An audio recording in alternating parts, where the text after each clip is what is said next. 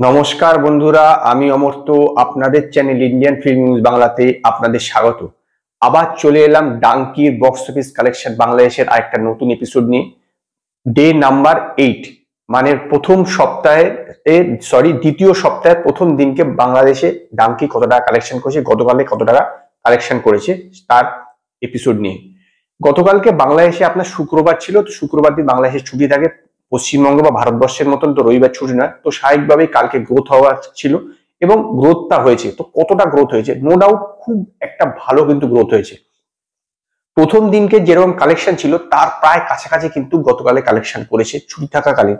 একটা জিনিস কিন্তু মানতেই হবে যে ডাঙ্কি বাংলাদেশে কিন্তু যথেষ্ট ভালোভাবে চলছে এবং যেই সিনেমাগুলো আমদানি করা হচ্ছে তার মধ্যে কিন্তু জওয়ানের পরেই ডাঙ্কি আপনার সবচেয়ে ভালো রান করছে।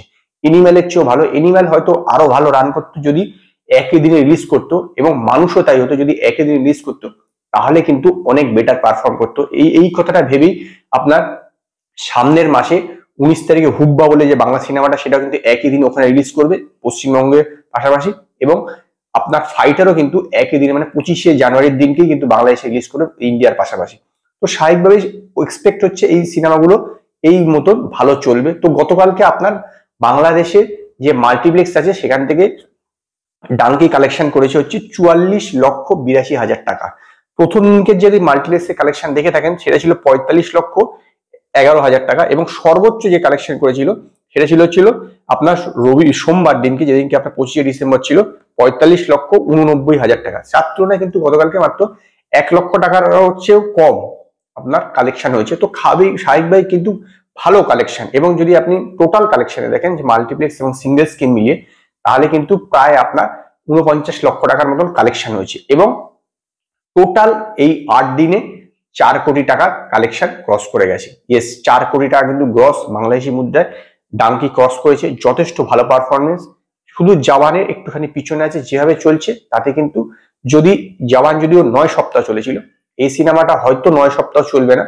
আমার ধারণা যে 25শে যে জানুয়ারির আগে এটা হয়তো ডাউন হয়ে যাবে। 25শে জানুয়ারি পর্যন্ত যদি এবার চলে থাকে, তো এখন 4 সপ্তাহ কিন্তু যেভাবে আপনার প্রতি মানে উইকে পারফর্ম করছে, যদি 4 কোটি টাকা করে পড়ে থাকে, তো 16 কোটি টাকা ধরে যাবে। তার থেকে অত টাকা হবে না, 14 কোটি টাকা আশেপাশে এই মুভি কিন্তু অল টাইম গ্রস কালেকশন করতে পারে। এটা আমার অ্যাজাম্পশন যে 14 কোটি টাকার মতন অল টাইম গ্রস কালেকশন করতে পারে।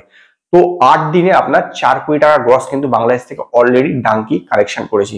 শাহরুখ খানের ফ্যান ওখানে অনেকেই আছে, এবং তারা স্বাভাবিকভাবেই এটা মানে এই যে আমদানি করা হচ্ছে এর ফলে কিন্তু ওখানে মানে সিঙ্গেল স্ক্রিন গুলোর উপকার হচ্ছে, নো ডাউট। কারণ এটা তো দেখতেই পাওয়া যাচ্ছে যে বক্স অফিসে তার রিফ্লেক্টটা হচ্ছে, যেখানে ওখানে বাংলা সিনেমাগুলো অতটা চলছিল না, সেই জন্য সিঙ্গেল স্ক্রিন গুলো বন্ধ হয়ে যাচ্ছিল একের পর।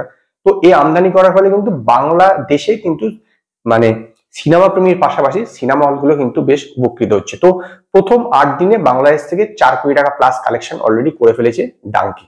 তো আজকে এই পর্যন্ত। যদি আপনাদের ভিডিও পছন্দ হয় তো লাইক করুন, কমেন্ট করুন, শেয়ার করুন, আর নতুন নতুন আপডেটের জন্য আমার চ্যানেলকে সাবস্ক্রাইব করুন।